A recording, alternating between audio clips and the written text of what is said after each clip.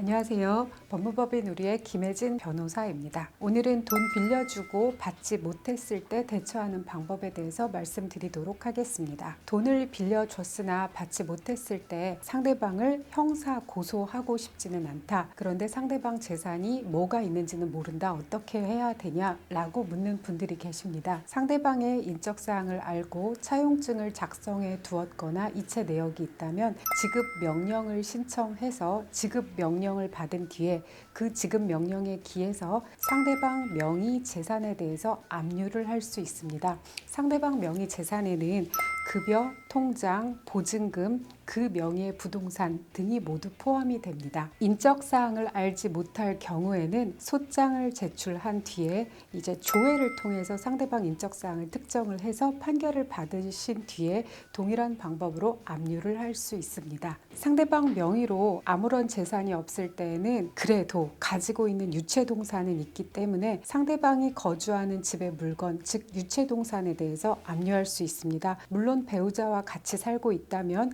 2분의 1 지분의 한에서만 압류가 진행이 됩니다. 의뢰인 중에는 상대방이 판결을 받고도 일도 안 하고 자기 명의로 재산을 해두지도 않아서 5년간을 지급받지 못하다가 5년 정도 지났을 때 상대방이 이제 자기 명의로 피자 가게를 개업한 것을 알고는 가서 피자를 시켜 먹어보고 사업자가 그의 명의로 되어 있음을 확인한 뒤에 그 피자집의 보증금이나 유체동산에 압류를 해서 압류한 다음 날 전액을 받은 사례가 있기도 했습니다. 판결을 받고도 상대방 명의 재산이 무엇인지도 모르거나 또는 상대방이 돈을 지급받지 않는 경우에는 법원에 재산 명시 신청서를 제출해 보시기 바랍니다. 재산 명시 신청서를 제출하고 나면 법원은 상대방을 불러서 선서한 뒤에 이 가지고 있는 재산의 목록을 제출하게 합니다. 그 재산 목록을 보고 압류할 대상에 대해서 확인해서 압류를 할 수 있기도 합니다. 또는 판결서를 받고도 돈을 받지 못하는 경우에 상대방에 대해서 채무불이행자 명부 등재 신청하는 경우에는 어떤 분들은 채무불이행자로 등재되더라도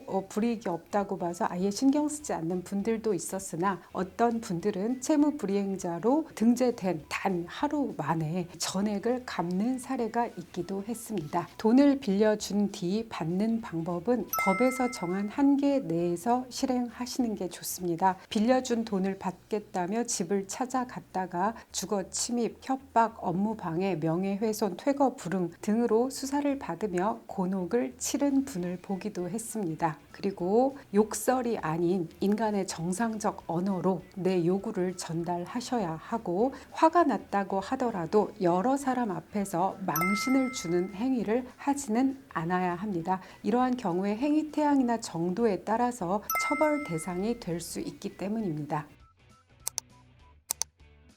형사적으로 대여금 사기가 문제될 수 있습니다. 대여금 사기는 상대방이 돈 빌릴 당시 갚을 의사도 없고 갚을 능력도 없는 상태에서 돈을 빌렸다고 평가될 때 인정됩니다. 이외에 빌린 돈을 어떻게 사용할지에 대해서 사실대로 말했다면 빌려주지 않았을 것이라 판단되는 경우 사기에 해당이 되기도 합니다. 상대방이 돈을 빌린 뒤 한 푼도 갚지 않았다면 변제 의사 없다고 평가받을 가능성이 있습니다. 사기로 판단받지 않으려고 이자를 몇 번 주고는 더 이상 주지 않는 경우도 있는데 몇 번 이자를 주고도 안 주었다 했을 때에도 돌려막기로 했다고 평가가 되는 경우에는 사기로 판단받기도 합니다. 사기 형사 재판을 진행해 보면 사기 고의 판단에서 돌려막기를 하신 분들은 사기에서 빠져나가기가 힘든 경우를 자주 보았습니다. 자신의 빚이나 문제를 해결하려 돈을 빌리는 것이 피해자 수를 늘리고 그리고 피해액을 더 크게 만드는 경우가 종종 있기 때문입니다. 돈을 빌렸을 때 이미 빚이 내 재산을 초과한 상태일 때에는 사기 고의가 인정될 가능성이 높습니다. 사기 수사 대상자가 됐을 때에는 수사기관에서는 대상자에 대해서 신용기관에 조회를 해서 채무액 등을 확인할 수 있습니다. 이 확인 방법은 피의자가 동의하는 서면으로 확인을 할 수 있기도 하고 동의하지 않을 때에는 압수수색 영장을 받아서 확인하기도 합니다. 간혹 피의자 수사에 경찰에 동석하는 경우를 보면 이 피의자분들이 경찰이 제시하는 서류의 내용을 확인하지도 않고 사인을 하는 경우가 있는데, 항상 경찰이 제시하는 서류에 사인을 할 때에는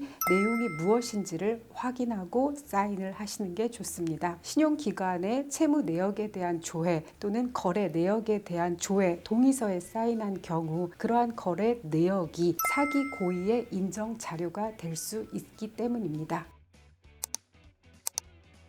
요즘 코로나로 많이 힘들어서 돌려막기 하시는 분들이 많습니다. 돌려막기는 피해자 수를 늘리고 피해액을 늘려 오히려 상황을 더 악화시키고는 합니다. 회생 파산 제도가 있으니 더 많은 피해자와 피해액을 양산하기 전에 멈추고 내 능력 한도에서 최선을 다하시는 게 좋습니다. 이상은 법무법인 우리 청주분사무소의 김혜진 변호사였습니다.